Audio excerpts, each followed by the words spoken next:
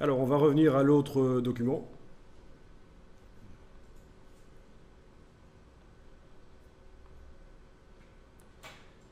Donc, le document qui contient le texte.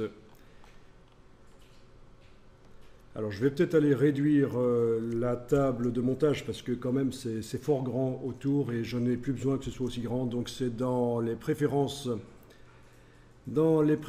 repères et table de montage. Voilà, à la place de 1200 de marge verticale, je vais mettre 80. Et voilà. Ce sera plus sympa comme ça. Dans les préférences repères et table de montage, j'ai donc été mettre 80 à la place de mes 1200 en marge verticale. Alors on va s'intéresser à un endroit où il y a un début de paragraphe. Là par exemple. Après le grand titre. Et on va régler la lettrine. Donc, vous cliquez n'importe où dans le paragraphe, vous allez dans style de paragraphe, vous voyez que ça utilise un style corps du texte. Voilà.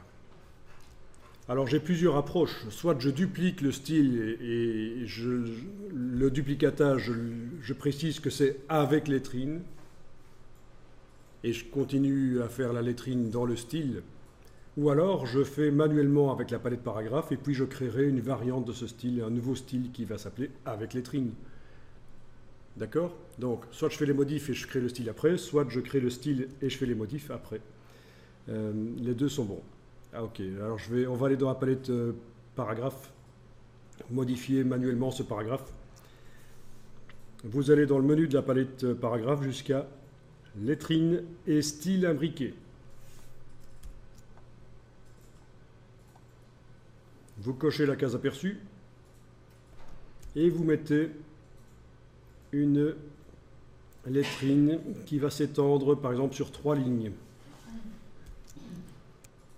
Ça va? Alors accrochez-vous parce que ce qui va être vu n'est pas simple et c'est piégeux parce que vous avez l'impression que ça va être simple. Parce que vous vous dites, oui, les lettrines, je connais.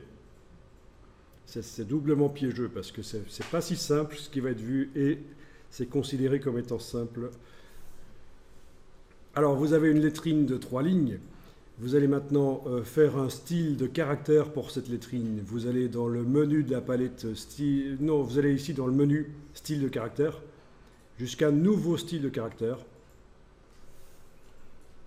Et vous l'appelez lettrine pour corps du texte. Et là, vous pouvez par exemple choisir la couleur. Voilà. OK. Donc, vous avez une lettrine qui subit un style de caractère. OK.